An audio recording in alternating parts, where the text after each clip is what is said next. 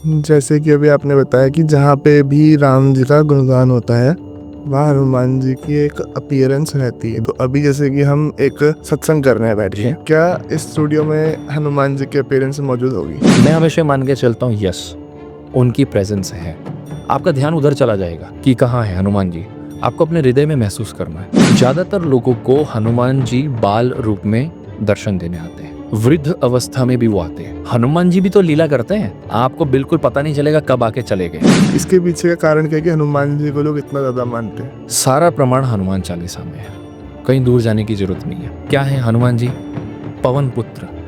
आपने कभी ऐसा सुना है कि पवन रुक गया है, यानी पवन कंटिन्यूस चल रहा है? हर समय हनुमान जी हमारे साथ है। तो राम नाम जपने की क्या मतलब पावर है? राम नाम को चैंट करने की क्या पावर है? विभीषण जी ने राम जी से पूछा कि यदि कलयुग में किसी व्यक्ति को मुक्ति पानी है तो क्या किया जाए। तो यहाँ राम जी विभीषण को क्या गाइड कर रहे हैं? यदि कोई व्यक्ति मेरे नाम का 96 करोड़ बार जप करेगा तो उसको मुक्ति मिल जाएगी। कि हनुमान जन्मोत्सव को हमें कैसे सेलिब्रेट करना चाहिए, कैसे हनुमान जी का ये पर्व मनाना चाहिए और उस दिन हमें कैसे उनकी पूजा करनी है, ये थोड़ा सा आप बताओ।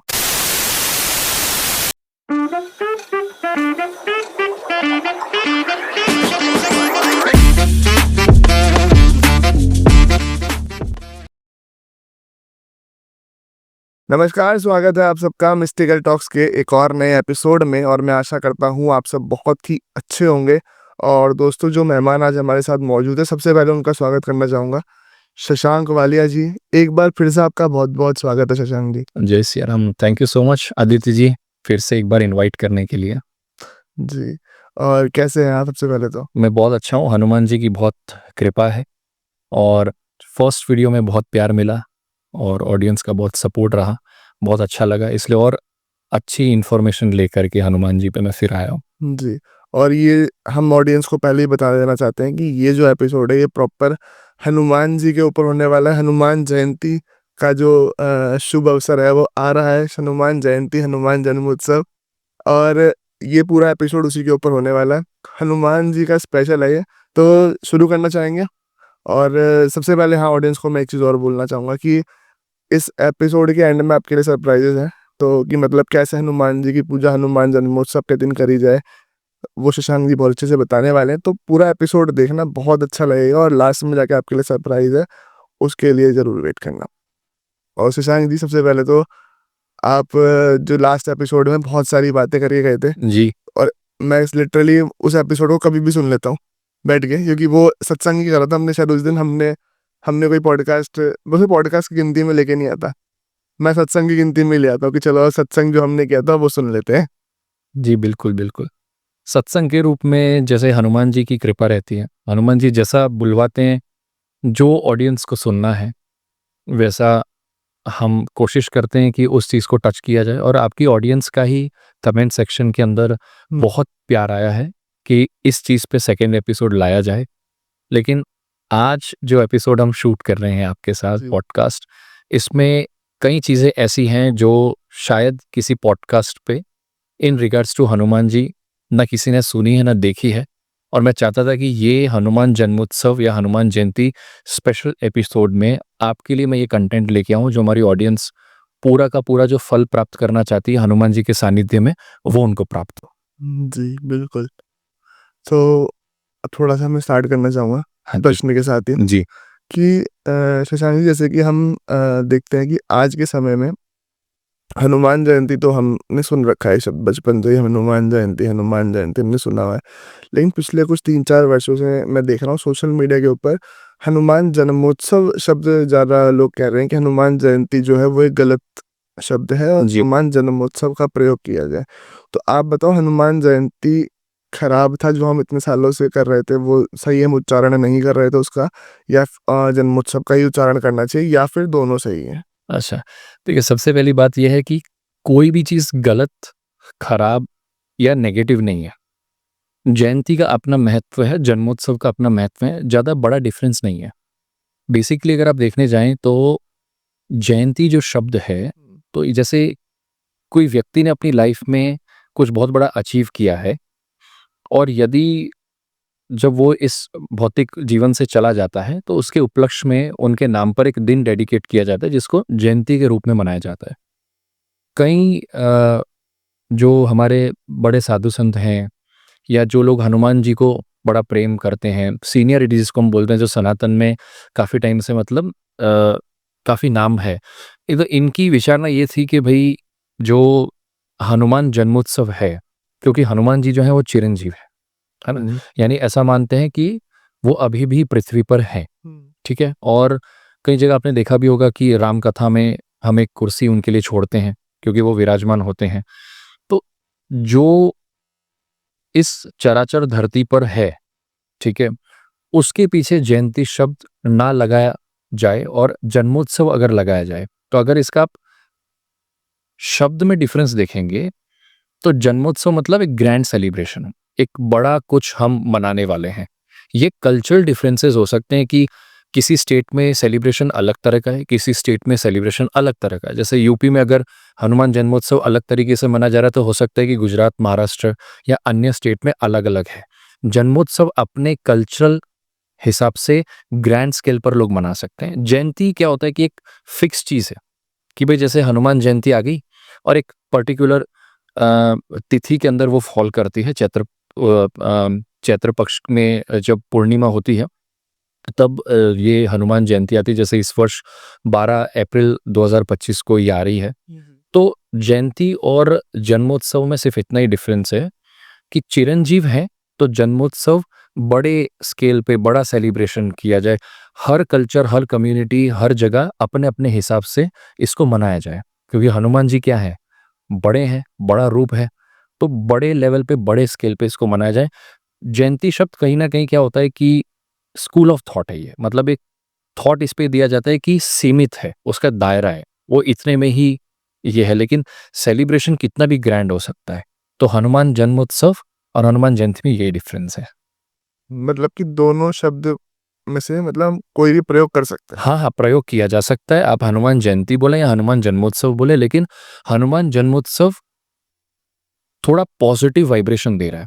इसका मतलब ये नहीं कि हनुमान जयंती नेगेटिव दे रहा है, बट हनुमान जन्मोत्सव मतलब हनुमान जी के जन्मदिन का ऐसा उत्सव जो हर व्यक्ति अपने लेवल पे उसको बड़ा करना चाहता है, बड़े लेवल पे सेलिब्रेट करना चाहता है। जैसे रामनवमी हो गई, है ना?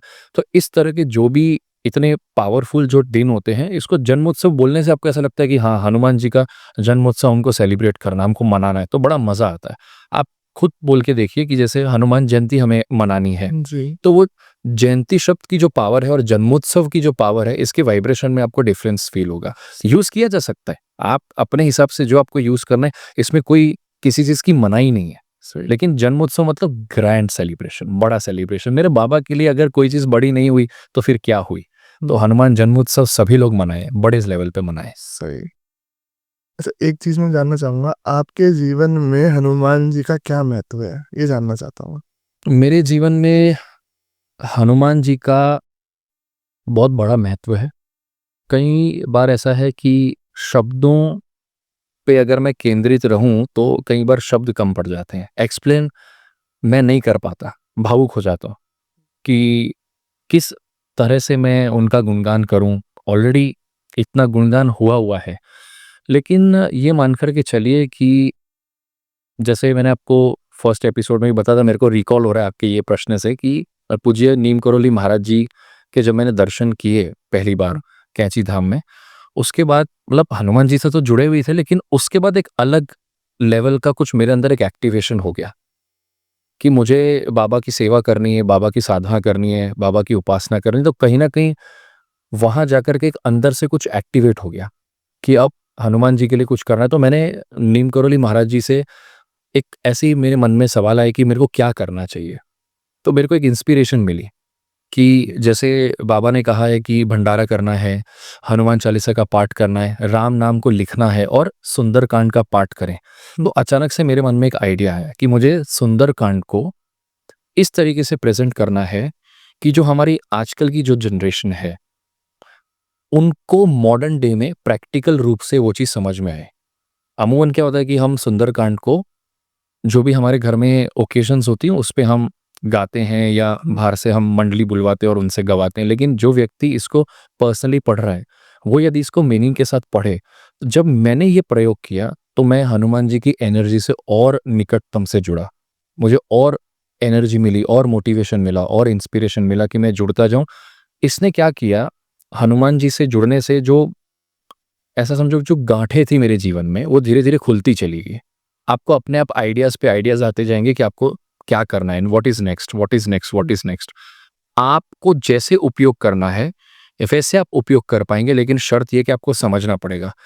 हनुमान जी को समझने से ज्यादा हनुमान जी के बारे में पहले जो लिखा गया है पूज्य तुलसीदास जी के द्वारा, उसको पढ़ेंगे तो आपको हनुमान जी अपने आप समझ में आ जाएंगे। डायरेक्ट हनुमान जी को समझना बड़ा मुश्किल है, अच्छे अच्छे लोग गोता खा जाते हैं। और पूर्ण तरीके से तो आपको पता ही है, हनुमान जी तो पूर्ण तरीके से तो कोई भी मतलब बड़ा मुश्किल है। हाँ, बड़े बड़े जो महात्मा संत हैं उनके अपने अनुभव हो सकते हैं, लेकिन यदि आप मेरी बात करें कि हनुमान जी से कैसे जुड़ना हुआ, तो पूज्य नीम करोली महाराज जी ने मेरे को इंस्पिरेशन दी कि हनुमान जी से तो जुड़ना है, बट हनुमान जी की टीचिंग्स को, हनुमान जी के बारे में ग्रंथों में जो लिखा गया है, नॉट ओनली श्री रामचरितमानस या रामचरितमानस के अंदर सुंदरकांड या फिर पूज्य तुलसीदास जी के द्वारा लिखी गई अनेकों जो कविताएं हैं और दोहे हैं, उनके अलावा भी हमारे पुराण और उपनिषद में हनुमान जी को लेके बहुत कुछ है। तो जब मैंने रिसर्च शुरू करी तब मेरे को पता चला कि ये तो बहुत ग्रैंड है। तो हनुमान जी को मैं एक शब्द में तो बड़ा मुश्किल रहेगा इसको ये करना, लेकिन हनुमान जी से जुड़ के ऑडियंस को भी ये दिख रहा है कि जब जब मैं पॉडकास्ट पे मेरा अपीयरेंस हुआ है और हनुमान जी के बारे में मैंने जो अपने विचारों को प्रकट किया है, पब्लिक के सामने रखा है, तो उनको सबको उसी विचार से वो जुड़ रहे हैं। तो मेरे लिए तो ये बहुत पॉजिटिव सिद्ध हुआ, नॉलेज मेरा गेन हुआ, और मैंने हनुमान जी की टीचिंग्स को जब अपने जीवन में उतारा तो मेरे जीवन में मेंटल लेवल पे और फिजिकल लेवल में बहुत चेंजेस आए। It gives you immense amount of positive energy, आपका ऑरा चेंज हो जाता है, आप और पावरफुल महसूस करते हैं। किसी भी सिचुएशन में आप फंस जाते हैं तो आपको 110% उसमें से निकलने का मौका मिलता है। और मैं आदित्य जी, आपके पॉडकास्ट पे जितनी भी हमारी प्यारी ऑडियंस इसको देख रही है, ये अनुभव मैं आपके साथ बांटना चाहता हूँ कि मैंने मंत्र जप, ठीक है, या कह लो अनुष्ठान, या ऐसी कोई साधना जिसमें बहुत डिसिप्लिन चाहिए, ऐसी मैंने कोई बहुत बड़ी बड़ी साधनाएं नहीं किया, फिर भी मेरे जीवन में इतने बदलाव हैं। वो कैसे हैं? तो जितना कंटेंट हनुमान जी पे हमारे वेद पुराणों में है, उसको यदि कोई व्यक्ति पढ़ेगा तो उसके जीवन में निश्चित तौर पे इतना सुपर्ब चेंज आएगा कि वो खुद फील कर पाएंगे। आपको जरूरी नहीं कि हर बार रेमेडीज करनी है। हनुमान जी की रेमेडी क्या है? हनुमान जी ने क्या किया सुंदरकांड में? पुरुषार्थ किया।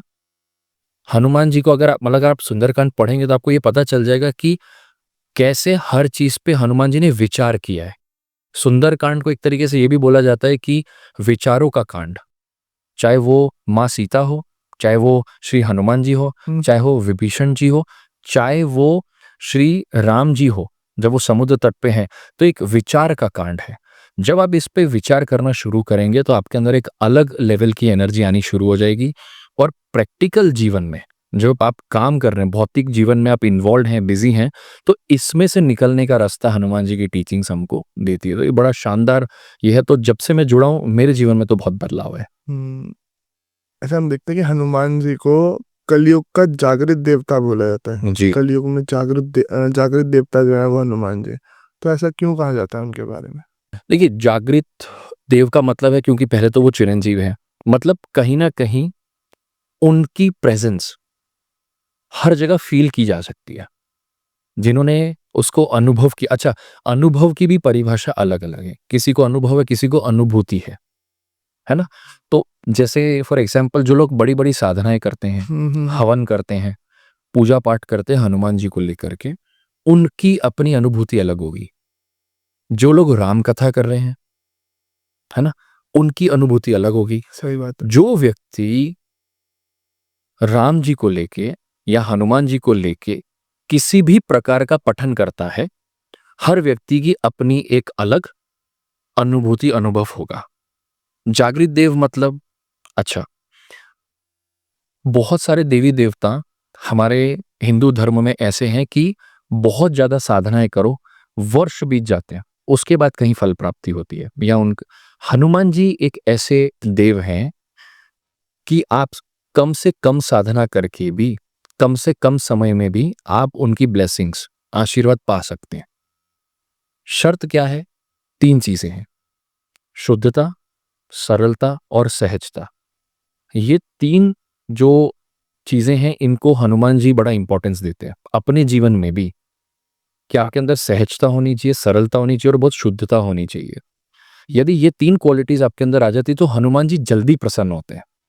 हनुमान जी कभी भी, मैंने जो वेद पुराण पढ़े हैं उसमें हनुमान जी कहीं पे भी ये कमेंट्री नहीं दे रहे हैं कि आप मेरे लिए सो एंड सो तरह की रेमेडी सो एंड सो तरीके से करें।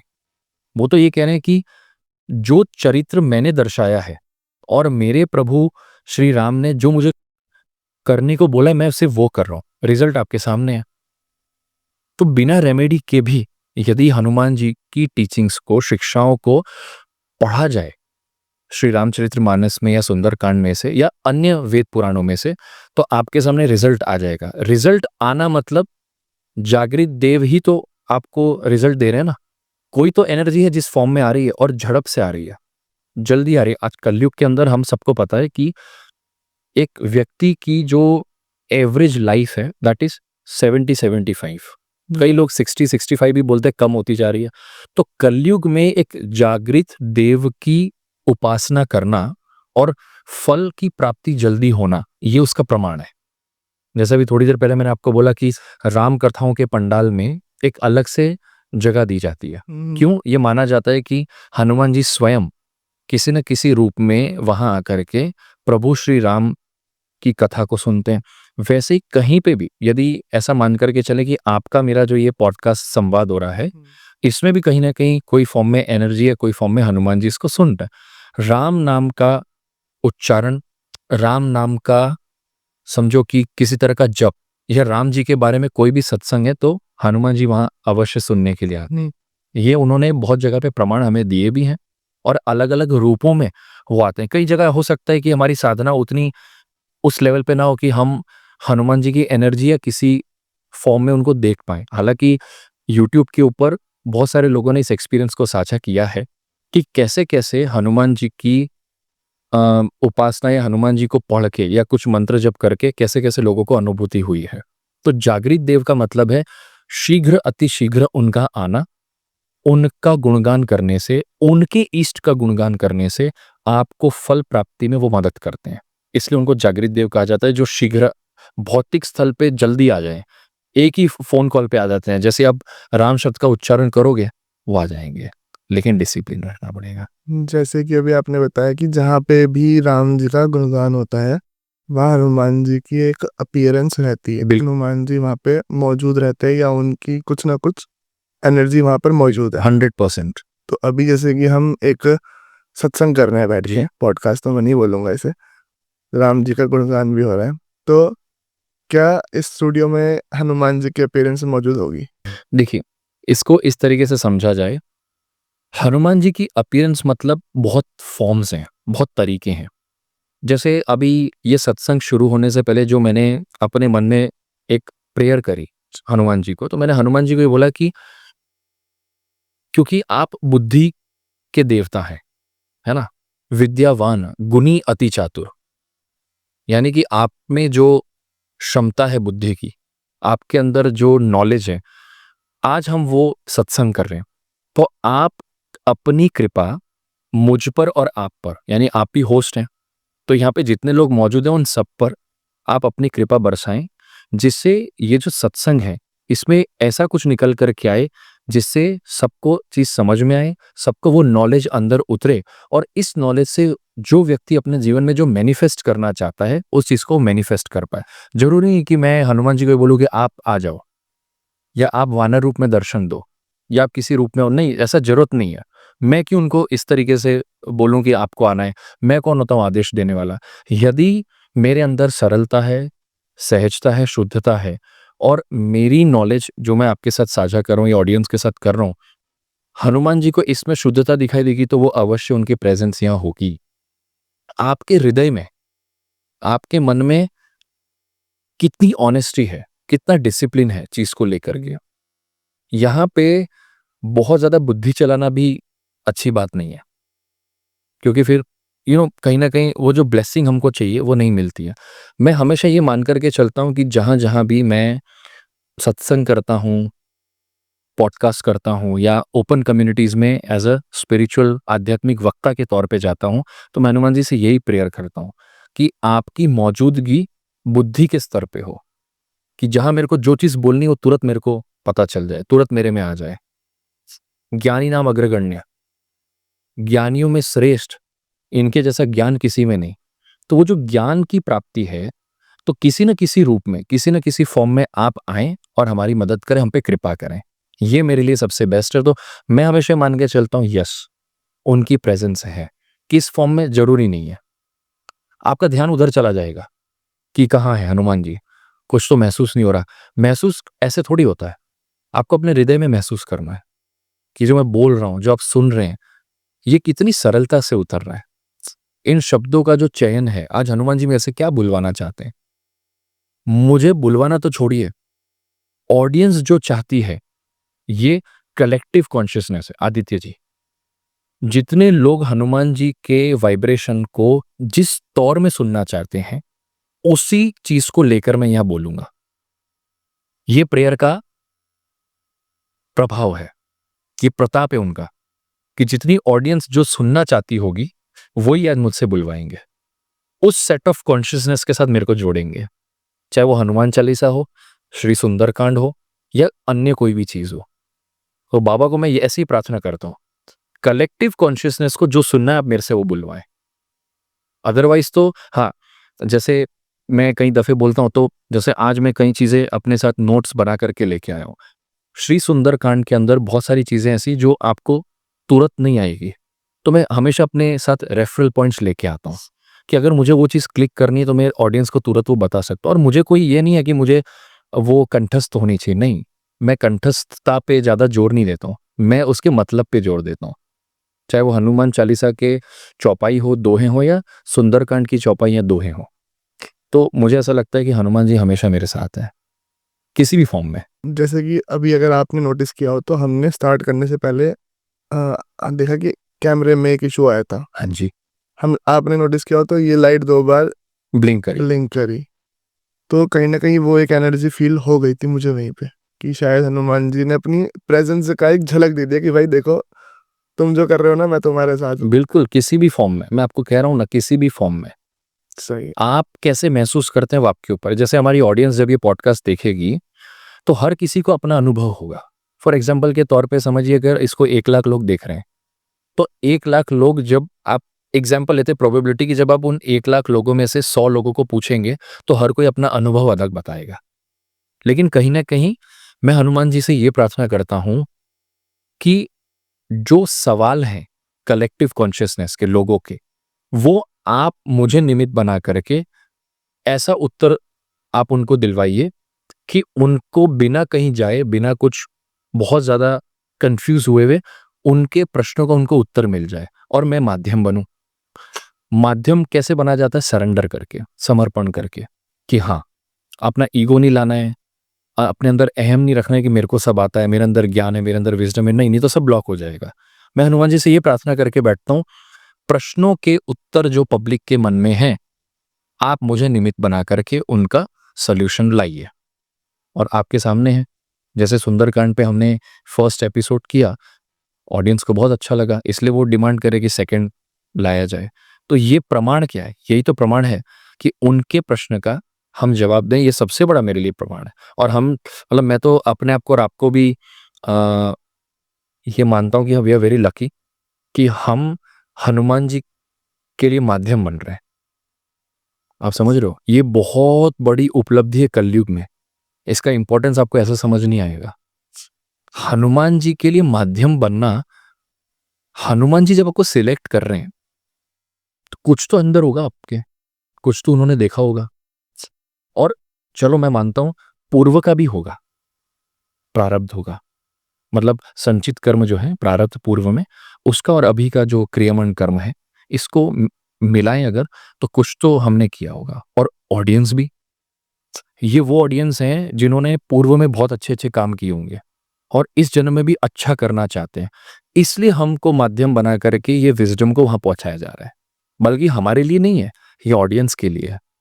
सही। ये प्रताप है इनका। जैसे अभी कलयुग है, तो कलयुग में क्या हनुमान जी दर्शन देते हैं? कलयुग में कई दफे हमने ऐसा देखा है कि हनुमान जी कई रूपों में बहुत सारे जो साधु संत महात्मा रहे, इवन दो एक नॉर्मल व्यक्ति को भी दर्शन हुए हैं। और बहुत सारे आपको ऐसे टेस्टिमोनियल्स मिलेंगे जहां पे सभी लोगों ने हनुमान जी के अपीयरेंस को लेकर के या जिस फॉर्म में दर्शन हुए, हमने ज़्यादातर जो मेरा अनुभव रहा है, मतलब मुझे नहीं, मैंने जो सुना है या मैं ऐसे लोगों के सानिध्य में बैठता हूँ, ज़्यादातर लोगों को हनुमान जी बाल रूप में दर्शन देने आते हैं, है ना? कई बार हमने ये देखा है लोगों के इंफॉर्मेशन जो शेयर करी लोगों ने कि वृद्ध अवस्था में भी वो आते हैं, वृद्ध रूप में, जी। आपको पता नहीं चलता। मैंने कभी किसी को ये कहते हुए नहीं सुना कि मैंने हनुमान जी को साधु संत के रूप में या ब्राह्मण के वेश में देखा है। क्योंकि कनेक्टिविटी कैसी है, सुंदरकांड में भी विभीषण से जब मिले तो ब्राह्मण का वेश धारण किया था। किष्किंधा कांड की शुरुआत में जब सुग्रीव ने हनुमान जी को भेजा तो क्या वेश धारण करके गए। तो हमारे मन में क्या है कि ब्राह्मण के वेश में आए तो कैसे पहचानेंगे। हनुमान जी भी तो लीला करते हैं। देखिए, वानर है ना? वानर रूप में चंचलता बहुत है, तो मस्ती भी बड़ी करते हैं। आपको बिल्कुल पता नहीं चलेगा कब आके चले गए। जैसे चित्रकूट में जब हनुमान जी ने पूज्य तुलसीदास जी को बोला कि मैं आपके दर्शन करवाऊंगा, तो पहली बार तो पूज्य तुलसीदास जी पहचान ही नहीं पाए, तो हनुमान जी परेशान हो गए कि यार अगर इस तरीके से ये छोड़ते रहेंगे तो दर्शन नहीं होंगे। तो तोते के रूप में जब पेड़ पे बैठे तो उन्होंने फिर पूज्य तुलसीदास जी को राम जी के दर्शन किए। तो राम जी जो थे वो भी, उनकी भी जो बाल अवस्था थी बिल्कुल युवान। तो कई दफे क्या होता है कि आपको नहीं पता चलता है। कलयुग में नाम जप से भी कई लोगों ने हनुमान जी की, मतलब हनुमान जी का सानिध्य या हनुमान जी के रूप को महसूस किया है। कई लोगों ने इसको एनर्जी फॉर्म में महसूस किया है। मैं यहाँ पे वो महसूस नहीं बोल रहा हूँ जो सवारी आना, वो चीज़ अलग है। वो चीज़ बिल्कुल अलग है, उसको ऑडियंस जो है यहाँ मिक्स ना करें। वो चीज़ अलग है। अनुभव लेना, मुझे कैसा लग रहा है, हुँ। मेरे अंदर क्या चेंज आया। तो कलयुग के अंदर हमारे सबके लिए इस भौतिक भूमि पर नाम जप से हनुमान जी जल्दी आते हैं। राम नाम का जप करना, राम नाम का कीर्तन करना, राम सिया राम, जय जय राम। राम और सीता जब भी साथ होंगे, पुरुष शक्ति, तो हनुमान जी दौड़े चले आते हैं। तो सभी लोग जो हैं इसको अनुभव कर सकते हैं। बट मैंने क्या कहा, हनुमान जी को, Hanuman ji is very strict किस चीज में, हनुमान जी को डिसिप्लिन बहुत पसंद है। ओके। हाँ, तो हनुमान जी को प्रोक्रेस्टिनेशन नहीं पसंद है। प्रोक्रेस्टिनेशन मतलब जो चीज कल पर छोड़ दी जाए, जो आज करनी लेकिन कल पर छोड़ दी जाए, वो उनको नहीं पसंद है। हनुमान जी को यदि किसी को अनुभव करना है तो डिसिप्लिन इज मस्ट, और बिल्कुल एक्टिव रहना है, क्योंकि वो मंगल देव भी हैं। लेजीनेस इनके सामने नहीं चलती, क्योंकि वो स्वयं जब लंका के लिए उन्होंने उड़ान भरी तो हमने पूरे सुंदरकांड में देखा है कि वो कितने एक्टिवली उन्होंने सब चीज़ों को जांचा परखा, देखा और फिर आकर के राम जी को रिपोर्ट सौंपी है। तो यदि किसी को हनुमान जी को अनुभव करना है तो किसी भी प्रकार की साधना, उपासना, मंत्र जप, नाम जप, किसी भी प्रकार से कोई भी चीज़ जो हनुमान जी के सानिध्य में हो, उसमें डिसिप्लिन ज़रूरी है। आपको अनुभव हो जाएगा। लेकिन आपको ये नहीं सोचना है कब, कब, कब। हनुमान जी अपने हिसाब से आएँगे और आपको वो दर्शन देंगे। ये 100% है, हनुमान जी आएँगे ही। ऐसा हो ही नहीं सकता कि राम नाम का जप हो रहा हो, उनके लिए कोई कार्य हो रहा हो और वो ना आए। ये इवन दो वो व्यक्ति भी इसको महसूस कर सकता है जिसकी आध्यात्मिक क्षेत्र में या किसी भी तरह की कोई पूजा पाठ में रुचि न हो तो भी वो कर सकता है। ऐसा ज़रूरी नहीं है कि जो लोग पूजा पाठ करते हैं उन्हीं को ही अनुभव होते हुँ। हैं। कई जगह पे हमने देखा है कि अ, सेवाभावी लोग भी जो भंडारा करते हैं, गौ सेवा करते हैं, इनको भी अनुभूतियां हुई है। ये कोई थंब रूल थोड़ी है कि आप ये चीज पढ़ोगे तो ही होगा, नहीं। सेवा कार्यों में भी लोगों ने अनुभव अपना साझा किया है बाहर। बहुत सारे साधु संत महात्मा ऐसे हैं जो सेवा में बहुत बिलीव करते हैं, जैसे पूज्य नीम करोली महाराज जी, गौ सेवा, भंडारा। देखो आप, आज उन कितना लोग उनको मानते हैं, उनकी टीचिंग्स पे, उनकी शिक्षाओं पे। यही है। तो मुझे ऐसा लगता है कि हनुमान जी को अनुभव करना कोई बहुत टफ काम नहीं है, सभी लोग कर सकते हैं। जैसे कि हम देखते हैं कि आज के समय में राम जी से ज़्यादा मंदिर हनुमान जी के हैं। तो इसके पीछे का कारण क्या है कि हनुमान जी को लोग इतना ज़्यादा मानते हैं?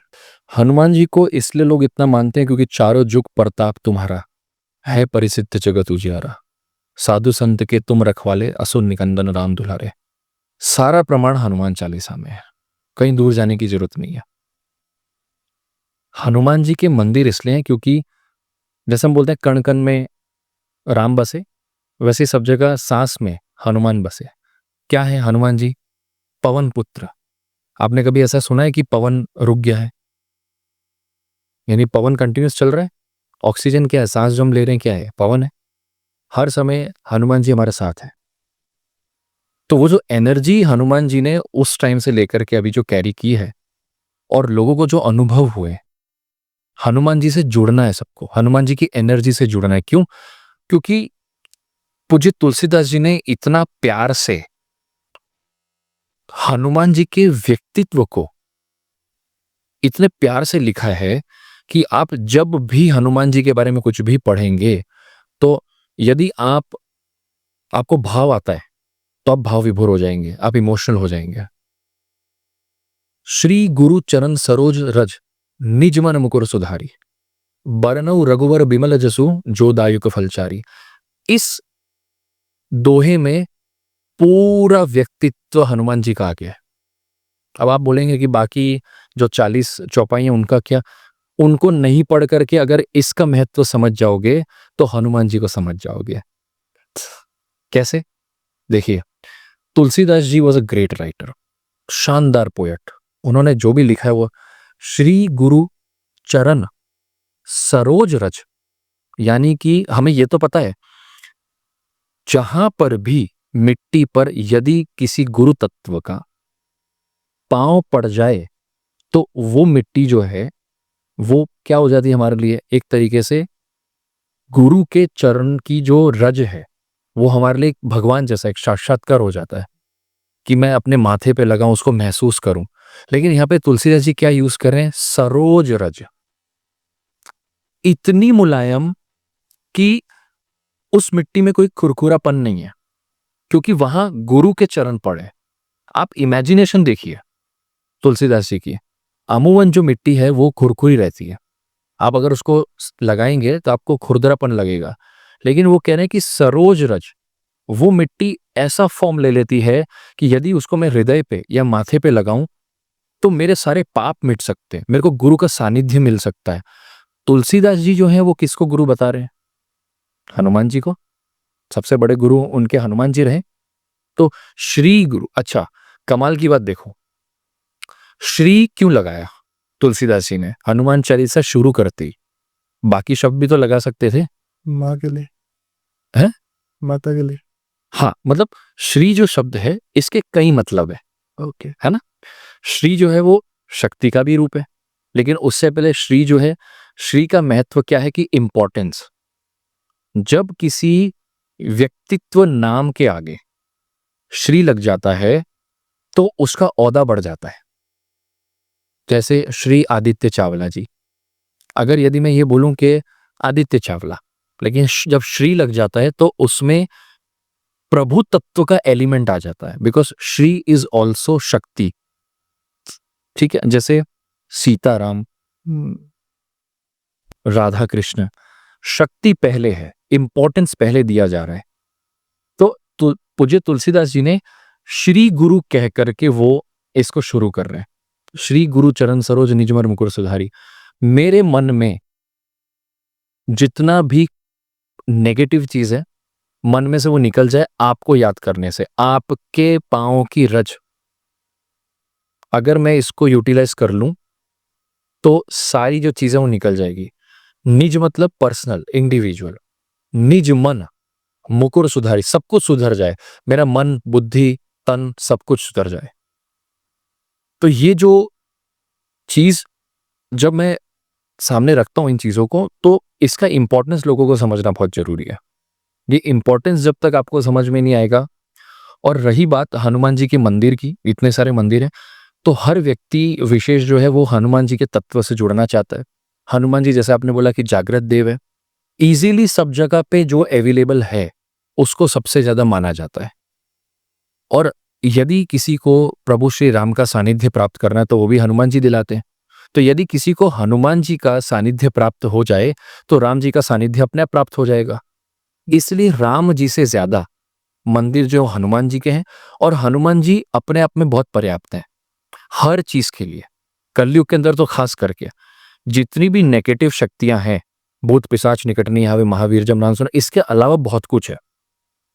हर जगह पे उनका प्रताप है। साधु संत के तुम रखवाले, असुर निकंदन राम दुलारे, तुमरे मंत्र विभीषण माना, हर जगह पे उनका गुणगान है।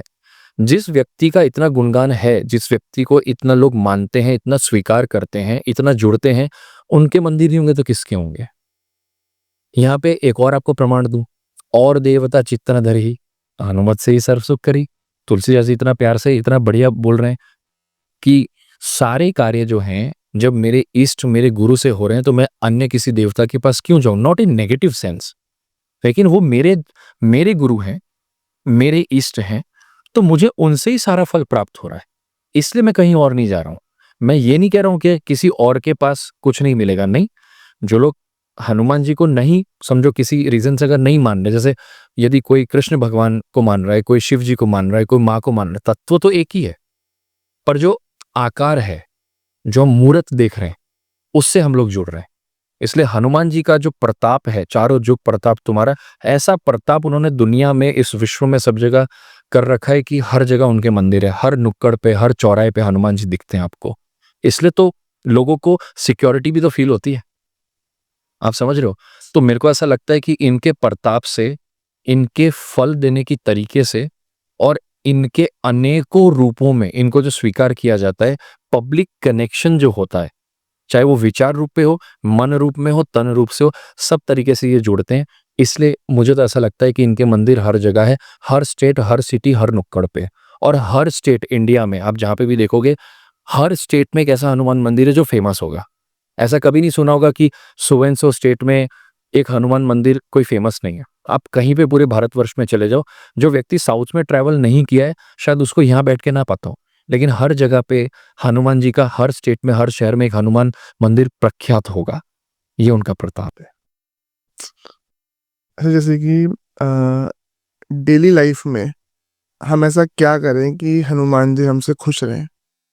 भाई बहुत सुंदर प्रश्न है। तो हनुमान जी की जो शिक्षाएं हैं, जी। यदि उन शिक्षाओं को हम अपने लाइफ में एग्जीक्यूट करना शुरू करें तो हनुमान जी प्रसन्न हो जाते हैं। जैसे सबसे पहली चीज है कि हनुमान जी सबसे ज्यादा आदर सम्मान किसका करते थे? श्री राम। सीता मैया का, श्री राम जी का।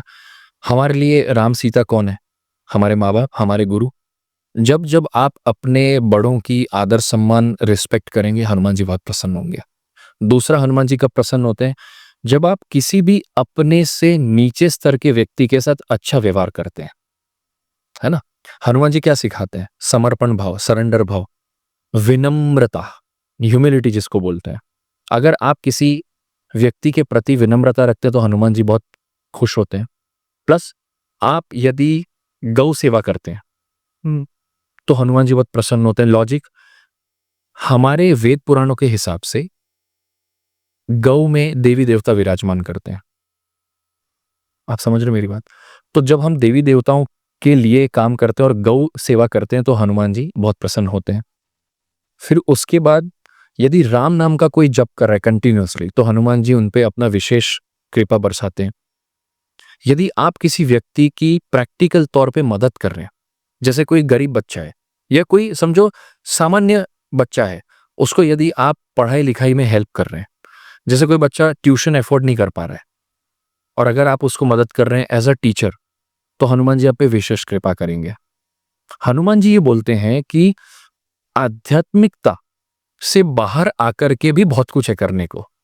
ऐसा नहीं कि सिर्फ मंत्र जप, अनुष्ठान अनुष्ठान अनुष्ठान, नहीं, ऐसा नहीं है। मैं कई बार अपने पॉडकास्ट पे बोल चुका हूँ कि बहुत सारे लोग अपना समय इसमें विचारने में निकालते हैं कि मेरा संकल्प पूरा हो गया, रिजल्ट आएगा, रिजल्ट आएगा, रिजल्ट आएगा। नहीं, रिजल्ट जब मिलना होगा तब मिलेगा, लेकिन आप अपना पूरा समर्पण जो है वो सेवा भाव में लगाओ, मदद में लगाओ। जितनी आप प्रैक्टिकल तौर पे ग्राउंड रह करके आप काम करेंगे, उतना सानिध्य आपको प्राप्त होगा। ऐसे अनेकों चीजें अपने व्यवहार में जो व्यक्ति बदलाव लाता है, व्यवहार में बदलाव कैसे लाता है? हनुमान चालीसा पढ़ के, श्री सुंदरकांड पढ़ के, वेद पुराण पढ़ के, राम उपनिषद पढ़ के, सीता उपनिषद पढ़ के। जब आप ये पढ़ोगे, इसमें शिक्षाएं दी गई है, तुरंत हनुमान जी आप पे प्रसन्न हो जाएंगे। मैं ये नहीं कह रहा हूं, खंडन नहीं कर रहा हूं चीज का। मैं ये कह रहा हूं कि अनुष्ठान संकल्प के बाहर भी बहुत कंटेंट है, आपको उससे भी तो फल प्राप्ति हो सकती है। आप जाना ही नहीं चाहते वहां, इसलिए मेरे को ये इंस्पिरेशन मिली।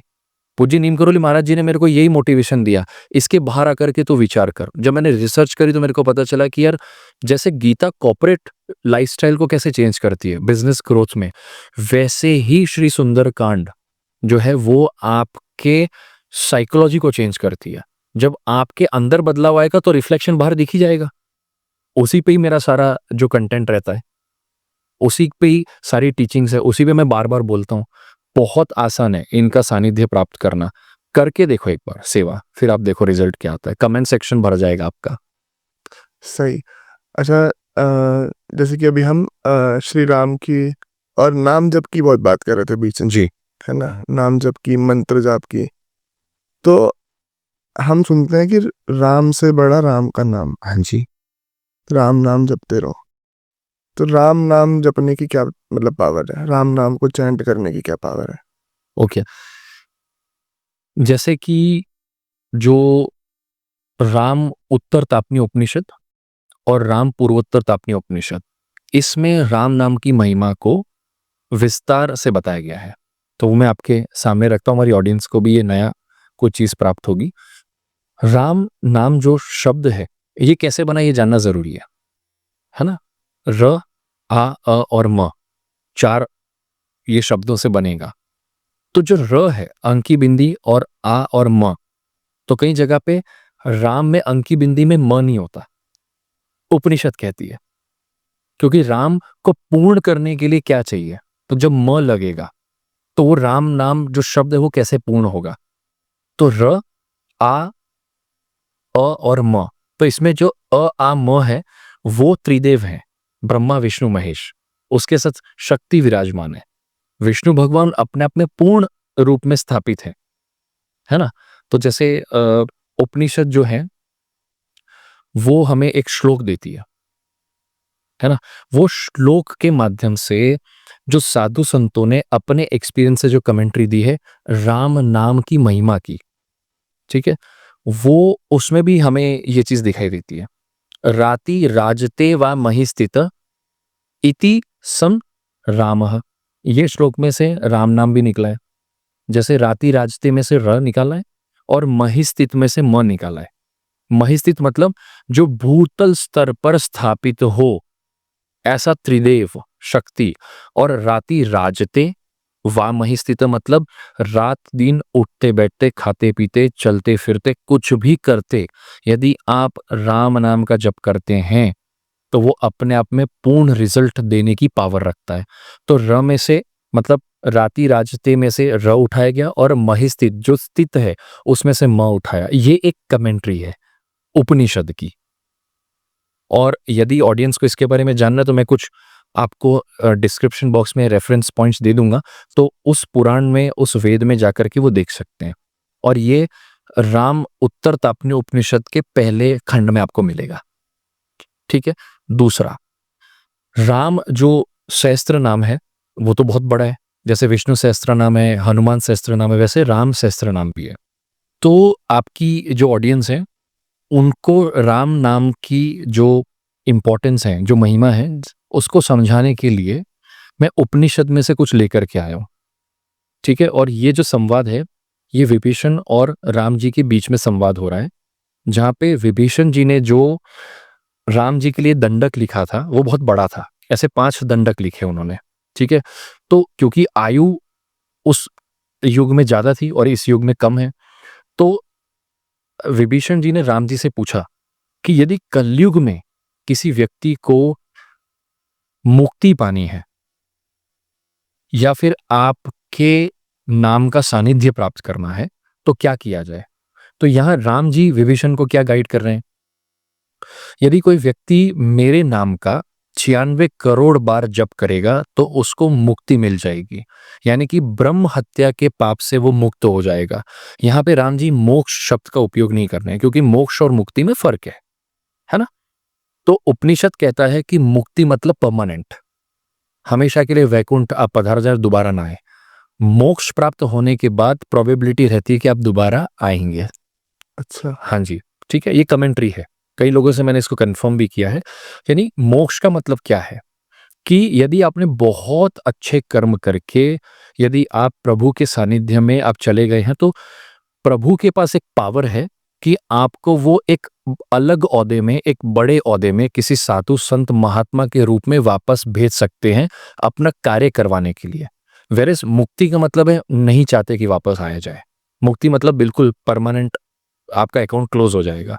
तो मुक्ति पाने के लिए यदि कोई व्यक्ति मेरे नाम का 96 करोड़, तो विभीषण जी घबरा गए कि प्रभु इतना तो कैसे कर पाएंगे। फिर उन्होंने सेकंड ऑप्शन दिया। सेकंड ऑप्शन में राम जी कह रहे हैं कि यदि कोई व्यक्ति मेरे नाम का 50 लाख बार जप करे तो भी यही रिजल्ट मिलेगा।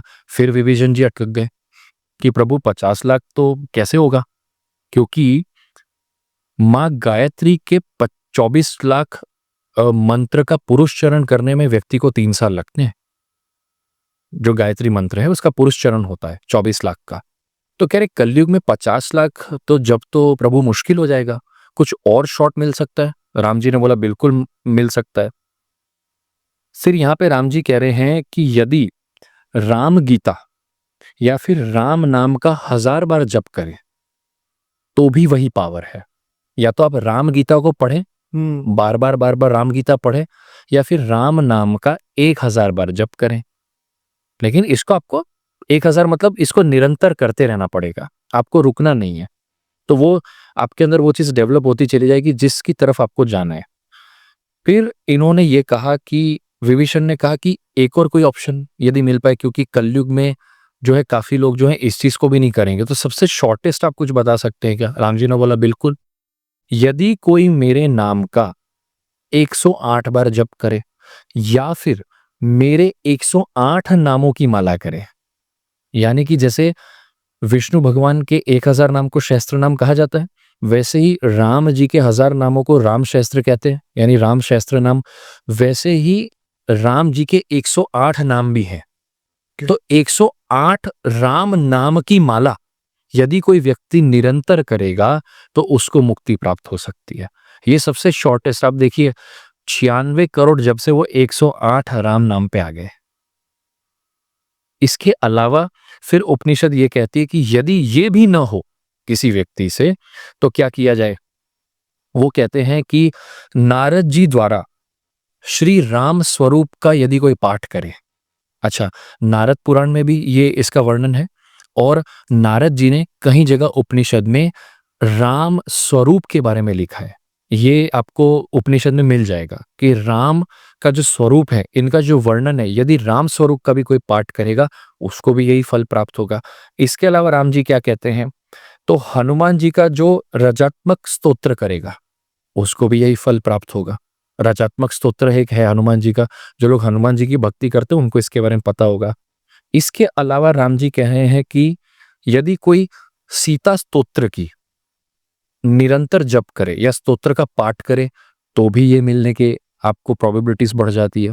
और लास्ट ऑप्शन ये कह रहे हैं कि राम रक्षा स्तोत्र, ये तो सभी को ही पता है। राम रक्षा स्तोत्र का यदि कोई निरंतर पाठ करे तो उसको भी यही फल प्राप्त हो सकता है। अब सोचिए, इससे कम से कम और कोई आपको माइक्रोस्कोपिक लेवल पे क्या दे पाएगा? कहाँ 96 करोड़ जप और कहाँ पे सबसे छोटा राम रक्षा स्तोत्र। तो राम नाम की महिमा यदि किसी को जाननी है तो ये जो मैंने आपको बताया ये आप करें, इससे आपको वो फल प्राप्त होगा। अच्छा, अब यहाँ पे यदि लोगों को कोई कन्फ्यूजन है, मुक्ति शब्द को कहीं पे भी उपयोग किया जा सकता है।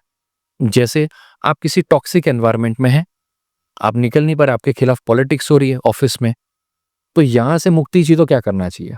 तो भी यही करना चाहिए। किसी सिचुएशन में आप हो, उसमें भी तो हमको मुक्ति चाहिए कि भैया मेरे को अच्छी जॉब नहीं मिल रही है, मेरे को एक कष्ट में से मुक्ति चाहिए। राम जी कह रहे हैं जप करो, राम रक्षा स्तोत्र पढ़ो। अच्छा, किसी को मानसिक कष्ट है, रात को नींद नहीं आती, यदि वो मेंटल एंजाइटी में है, मेंटल ट्रॉमा में है, उसको टर्मोइल है, किसी चीज से वो गुजर चुका है, सबसे रामबाण इलाज जो मैंने कई लोगों को सजेस्ट किया और उनको इस चीज से मुक्ति मिली है, वो है राम रक्षा स्तोत्र का रात को 11 बार सोते समय यदि जप किया जाए तो आपको उससे, उस कष्ट से मुक्ति मिल सकती है। मुक्ति मतलब केवल ये नहीं कि मेरी आत्मा को मुक्ति मिल जाए, वो तो मिलेगी, लेकिन भौतिक स्तर पे हम बहुत सारी सिचुएशंस में हैं, उनमें से भी तो मुक्ति चाहिए। उसके लिए क्या किया जाए? तो ये सारे ऑप्शन है। ऑडियंस अपनी सिचुएशन के हिसाब से इंटेंसिटी को गेज करे, उस गेज के हिसाब से वो इसमें से सिलेक्ट करें। जैसे जिस व्यक्ति को नॉर्मल बुखार है थकान का, वो पैरासीटामोल ले लेगा। जिस व्यक्ति को मलेरिया है वो एंटीबायोटिक्स लेगा। जिसको डेंगू है वो प्लेटलेट्स लेगा बॉटल के थ्रू। जैसी इंटेंसिटी कष्ट की, उस लेवल का जप आपको करना पड़ेगा। ये पहले भी मैं अपने पॉडकास्ट में बता चुका हूं। तो जैसे जिन व्यक्तियों को बहुत ज्यादा कष्ट है, तो जैसे मैंने आपको बताया, राम गीता का पाठ करें, है ना, राम नाम के जो जप की संख्या उसको बढ़ा दें। जैसे 108 जो नाम है उसकी 1000 माला करें। आप समझ रहे हो मेरी बात? Which ever option is easily, आपको ऐसा लगता है, जैसे कई लोगों को संस्कृत बोलने में या कुछ पढ़ने प्रॉब्लम है, वो सिंपल साधारण जप करें, या फिर वो राजात्मक स्तोत्र का जप पाठ करें हनुमान जी का। तो ये सारे जो है हमको द्वितीय खंड में मिलता है उपनिषद के अंदर, ये राम नाम की पावर और महिमा। जैसे कि ना, अब एक चीज़ है जो बहुत ज़्यादा फैली हुई है, अब वो मिथ है या नहीं है, सही है, ये आपसे मैं चाहता हूँ कि आप इसे क्लियर करो जी, कि फीमेल्स को कहा जाता है कि फीमेल्स को हनुमान जी की भक्ति नहीं करनी चाहिए, हनुमान जी की मूर्तियों को स्पर्श नहीं करना चाहिए। इस पे आप बताओ। अच्छा, ये बहुत ही सुंदर सवाल है। इस पे कई बार विस्तार विमर्श करके, मतलब विस्तार से इसको गाइडेंस दी गई है, टेक्निकल भी दी। इसको मैं थोड़ा और एलैबोरेट कर देता हूँ आपके लिए टेक्निकली। जी। वेद पुराण के अंदर हुँ। इस चीज का जिक्र सिर्फ एक चीज को लेके है, द साइकिल। जो महिलाओं को जो साइकिल होता है उसी में ही वर्जित है।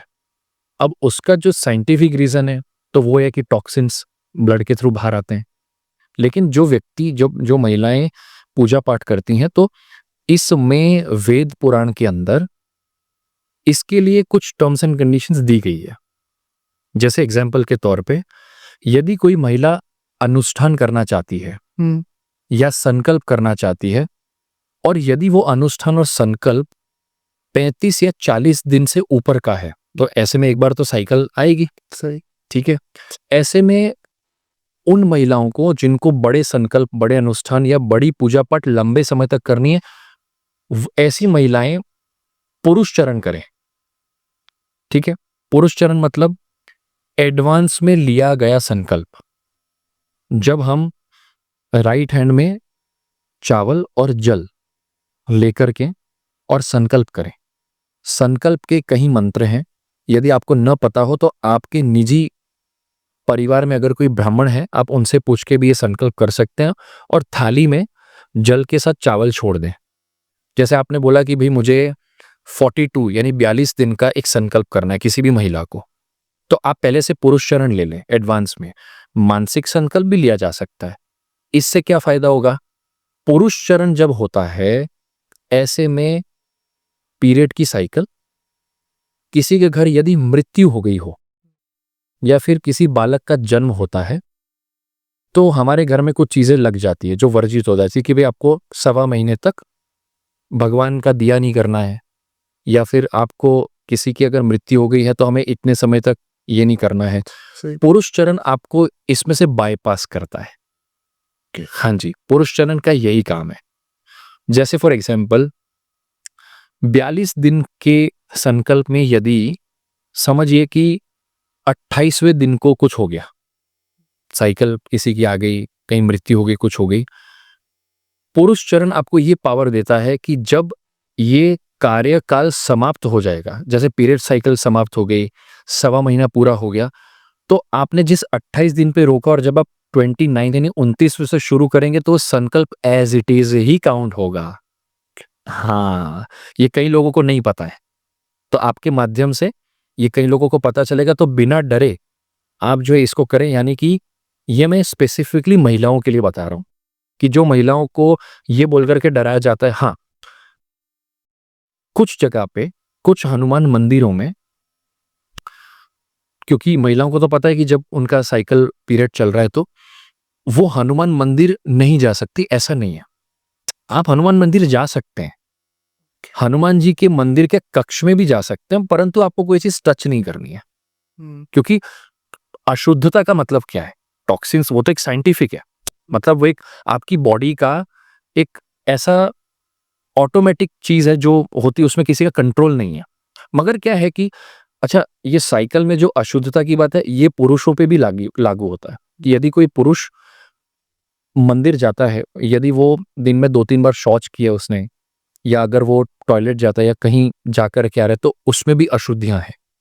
तो यदि आप मंदिर जा रहे हैं तो अपने आप को अच्छे से अच्छा शुद्ध कर करके जाए, यानी स्नान आदि करके, वस्त्र आदि पहन करके फिर आप जाएं। शुद्धता तो हमको, जैसे मैंने आपको स्टार्टिंग में बोला था कि शुद्धता, सरलता, सहजता हनुमान जी को प्रिय है। तो यदि जो महिलाएं इस दौरान यदि हनुमान मंदिर जाती हैं तो दूर से आप दर्शन करें, उस समय आप मूर्ति को टच ना करें। और मैं तो सभी से ही बोलता हूं, मूर्ति को टच करके क्या ही मिल जाना है। मैं खुद भी टच नहीं करता, कभी कभी बिल्कुल नहीं करता। यदि अगर मैं कहीं बाहर से अपना काम करके आ रहा हूं और समय नहीं मिला शुद्ध होने का, तो दूर से अपना हाथ जोड़ लिया। तो जिन महिलाओं को ये टेंशन है कि बहुत सारी चीजें हम पे इम्पोज करेगी, कुछ इम्पोज नहीं है। शास्त्र में प्रमाण है हर चीज का, साइंटिफिक तरीके से हुई, लॉजिकल तरीके से हुई। और मैंने आपको एक टेक्निक बता दी पुरुष चरण की। पुरुष चरण को मैं अभी विस्तार से इसलिए नहीं समझा सकता हूँ, बड़ा टॉपिक है। तो वो महिलाएं जिनको पुरुष चरण अच्छे से समझना है, वो अपने घर के ब्राह्मण से समझें, संकल्प लें और शुरू करें। तो आपको जो गैप है, जो संकल्प है, वो टूट जाएगा, ऐसा नहीं होगा। जहां रुकेगा और जहां से शुरू होगा सेम काउंट होगा, तो कोई टेंशन नहीं है। शशांक जी, बहुत ही सुंदर चर्चा चली है इस पूरे एपिसोड में, और अब हम इस एपिसोड के अंतिम चरण में आ चुके हैं, ऐसा कहूँगा। तो जो एक सरप्राइज हमने कहा था कि हनुमान जन्मोत्सव के ऊपर, कि हनुमान जन्मोत्सव को हमें कैसे सेलिब्रेट करना चाहिए, कैसे हनुमान जी का ये पर्व मनाना चाहिए, और उस दिन हमें कैसे उनकी पूजा करनी है, ये थोड़ा सा आप बताओ। चलिए, ये हमारी ऑडियंस के लिए एक स्पेशल सेगमेंट है, हम्म। और इसमें जो भी मैं यहाँ पे आपके साथ हनुमान जन्मोत्सव पे आपको हनुमान जी को कैसे मनाना है, उनका जन्मदिन कैसे सेलिब्रेट करना है, और उस दिन की एनर्जी का सानिध्य प्राप्त करने के लिए, फल प्राप्ति के लिए आपको क्या करना है, ये मैं अपनी ऑडियंस को फर्स्ट टाइम, ये एक तरीका है, वो मैं बताने जा रहा हूँ। और मैं अपनी ऑडियंस को ये भी बताना चाहता हूँ कि ये प्रोसेस आपके साथ साझा करें जो है मेरे गुरुजी, और आप सभी उनको जानते हैं, परम पूज्य हर्षद गिरी जी, जो हरनी हनुमान जी के महंत हैं। हम्म। ये मैं जब उनके समक्ष गया तो मैंने गुरुजी से पूछा था, तो गुरुजी ने बोला कि मैं आपको एक प्रोसेस बताता हूँ। ये प्रोसेस गुरुजी स्वयं इस प्रोसेस को अप्लाई करते हैं। तो आज आपके भक्तों के लिए, ऑडियंस के लिए बहुत बड़ा मौका है कि हनुमान जन्मोत्सव पे इस प्रोसेस के थ्रू यदि आप हनुमान जी की पूजा उपासना करते हैं तो उनको पूरा फल प्राप्त होगा, क्योंकि अब तो गारंटी आ गई है, क्योंकि गुरुजी ने ये प्रोसेस बताया। तो आप समझते हैं प्रोसेस क्या है। हम्म। सबसे पहले आपको जल्दी सवेरे उठना है, प्रातःकाल स्नान आदि करके, अच्छे वस्त्र धारण करके, और आपको आसन लगाना है। और आसन लगाने के बाद आपको हनुमान जी की, यदि जिन लोगों के घर पे हनुमान जी की मूर्ति है ना, ये उनके लिए है। जिनके घर पे हनुमान जी की फोटो है, वो ये स्टेप स्किप करके आगे जा सकते हैं। बट इससे पहले हनुमान जी की सबसे पहली चीज शुरुआत करनी हमें पादुका पूजन से, है ना? हनुमान जी का पादुका पूजन कैसे करना है? तो गुरुजी बताते हैं कि आपको केसर का जल लेना है, गुलाब जल लेना है और गंगा जल लेना है। इसको तांबे के लोटे में या किसी भी तांबे के बर्तन में आप 2 ऑप्शन है, केसर, गुलाब जल और गंगा जल, आप हनुमान जन्मोत्सव के कुछ दिन पहले तांबे के किसी भी बर्तन में लेकर के उसको आप धूप में रखें और धूप में रखने से जब वो गर्म होगा तो उसके ताप से जो मिक्सिंग होगी अंदर, उस जल को आप अर्पित करके और हनुमान जी का पादुका पूजन कर सकते हैं। यदि कोई ऐसा नहीं कर पा रहा है तो वो इस मिक्सचर को यानी कि केसर का जल, गुलाब जल और गंगा जल से हनुमान जी के पादुका पूजन में वहां पे जल अभिषेक करके उनके पांव का पूजन करके और आगे इसमें बढ़ा जा सकता है। तो गुरुजी दोनों ऑप्शन दे रहे हैं। उसके बाद आपको क्या करना है, यहाँ पे हमें एक प्रोसेस और देखनी है कि हनुमान जी को कौन-कौन सी चीजें प्रिय हैं। ये जो प्रिय चीजें हैं, ये हनुमान नाटक से गुरुजी कहते हैं कि मैंने पढ़ी है और मैंने इसको स्वयं अनुभव किया है। तो आपको क्या करना है, सबको पता है, जैसे मैं जिन लोगों ने मुझे सुना होगा उनको पता होगा कि पंचोपचार पूजा से हमें हनुमान जी की जन्मोत्सव की शुरुआत करनी है। पादुका पूजन के बाद जब आप आसन पे बैठे हैं तो हनुमान जी को सबसे पहले हम क्या करेंगे, घी का दीपक लगाएंगे। उसके बाद हम धूप जलाएंगे। उसके बाद हम जो बाहर से फल लाए हैं वो हनुमान जी को अर्पित करेंगे, फूल अर्पित करेंगे और हनुमान जी को एक विशेष प्रसाद नैवेद्य के तौर पे देंगे। अब आती है उस नैवेद्य की सूची। तो सुबह के समय हनुमान जी को क्या चढ़ाना चाहिए? गुरु जी कहते हैं सबसे पहले आप हनुमान जी को गुड़ चने का प्रसाद लगाइए, ठीक है? उसके बाद आप बेसन के लड्डू अर्पित कीजिए। उसके बाद यदि अगर आपके पास बेसन का लड्डू की व्यवस्था न हो तो आप बीड़ा पान अर्पित कर सकते हैं। आप उनको इमरती जो है वो आप नैवेद्य उनको धरा सकते हैं। सुबह के समय में हनुमान जी को इन सब चीज़ों पे आप नैवेद्य धरा सकते हैं प्रसाद के तौर पे, ठीक है? फल तो है ही, उसके अलावा आप ये कर सकते हैं। इसके बाद जब ये पंचोपचार पूजा हो गई, मतलब अब ये सारा चीज़ जो है, क्योंकि हमने पाट पे हनुमान जी को रखा है, नीचे कपड़ा है, फूल बढ़िया, धूप चल रहा है, सब कुछ चल रही है, अब क्या करना है? अब गुरुजी कहते हैं आपके कंफर्ट के हिसाब से, आपके घर की सिचुएशन के हिसाब से आपको यदि हनुमान चालीसा करनी है, आपको यदि सुंदरकांड का पाठ करना है या फिर आपको राम नाम की गुणगान करना है, ठीक है? गुरुजी यहाँ पे एक विशेष और ध्यान देने को कहते हैं कि संख्या का इसमें कोई अ, मतलब रोक-टोक नहीं है। यदि 11 बार हनुमान चालीसा करनी है, किसी व्यक्ति को 21 करनी है, किसी व्यक्ति को 51 करनी है, किसी व्यक्ति को 108 करनी है, आपके ऊपर डिपेंड करता है कि आप कैसे करना चाहते हैं। अच्छा, उस दिन आप ये सारी पंचोपचार पूजा के बाद आप हनुमान जी का सुंदरकांड भी कर सकते हैं। इसके बाद आप आसन जब छोड़ेंगे तो क्षमा याचना करनी है कि हे प्रभु बजरंगबली, हनुमान जी महाराज, यदि मुझसे कोई शाब्दिक या मानसिक तौर पे कोई भूल चूक हो गई हो तो आप क्षमा करें। फिर आपने आसन छोड़ दिया। अब आता है दोपहर का समय, आफ्टरनून। आफ्टरनून में आप हनुमान जी को क्या भोग लगाएं? तो गुरुजी कहते हैं कि दोपहर के समय हनुमान जी को आप गेहूं के आटे का हलवा, ठीक है, यानी हमारे गुजरात में इसको शीरा बोलते हैं, आटे का शीरा, जो कि हमारे नॉर्थ में या अन्य जगहों पे आटे का हलवा, जैसे गुरुद्वारे में कैसा मिलता है वैसा, है ना? इसके अलावा आप हनुमान जी को केसरी रंग के चावल बना करके आप उनको नैवेद्य दे सकते हैं। इसके अलावा अच्छा, हनुमान जी को बीड़ा पान बहुत पसंद है, तो तीनों समय आप रख सकते हैं, सुबह के समय, दोपहर के समय और संध्या काल में। तो दोपहर के समय में आप हनुमान जी को इन सब चीजों का नैवेद्य धरा सकते हैं। दोपहर में हमें गुरुजी के हिसाब से हमें कोई, यदि हमें कोई पाठ नहीं करना है तो भी चलेगा, आप राम धुन लगा करके सुन सकते हैं, ठीक है? फिर आ जाते हैं हम संध्या काल में। संध्या काल में गुरुजी कहते हैं कि आप उनको स्पेशल केस में फल, हनुमान नाटक जो ग्रंथ है वो ये कहती है कि संध्या काल के बाद हनुमान जी को यदि कोई फल का भोग लगाए, फ्रूट्स, तो हनुमान जी बहुत प्रसन्न होते हैं। और हनुमान जी का सबसे फेवरेट फ्रूट और फल क्या है? केले या फिर जामुन। हाँ जी, जामुन का या फिर केले का भोग लगाए तो हनुमान जी बहुत प्रसन्न होते हैं। ये गुरुजी कह रहे हैं, गुरुजी के शब्द है। कई लोग जो हैं दोपहर में भंडारा करते हैं, कई लोग शाम को करते हैं।